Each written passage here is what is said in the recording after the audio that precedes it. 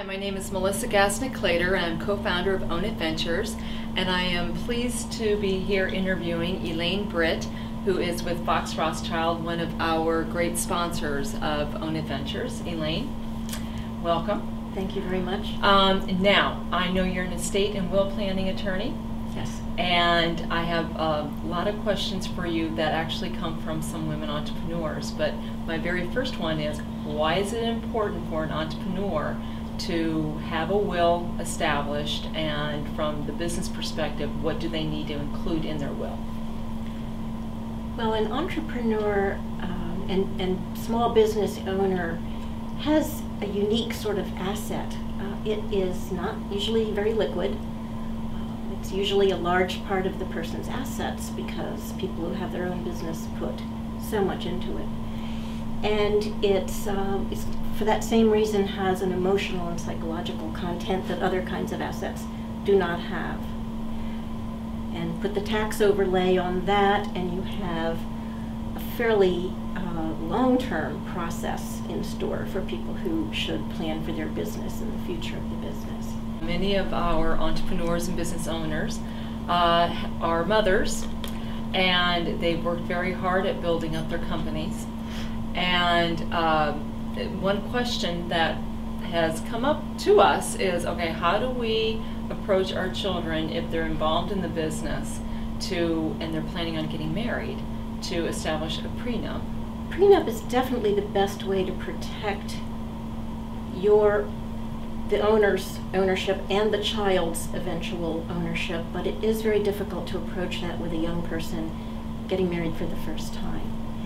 And I was thinking about this the other day, the question came up, and I think that if you can have a business-like enough relationship with the child, one could say, as a condition of becoming an owner in this business, you will have a prenup that you will protect your interest in the business that way. Are there some things that, as a business owner, that you can have stipulated in your will, set up in your will to protect that asset?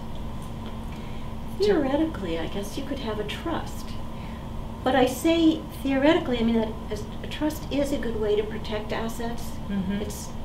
It's a very good way to protect assets. But when you have a child who's in the business and making business decisions in the business every day, it's sort of awkward to say, well, this is not owned by you, it's owned by a trust. That's true.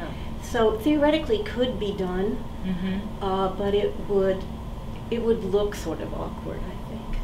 Okay. You could also have conditions in the will. So, for example, if the child is to receive a business interest, your son in your case, is to receive a business interest on your death, and he doesn't have it yet at the time of death, there could be conditions that if he has a prenuptial agreement or does other things to protect the business, prenup being the best, okay, then he would inherit.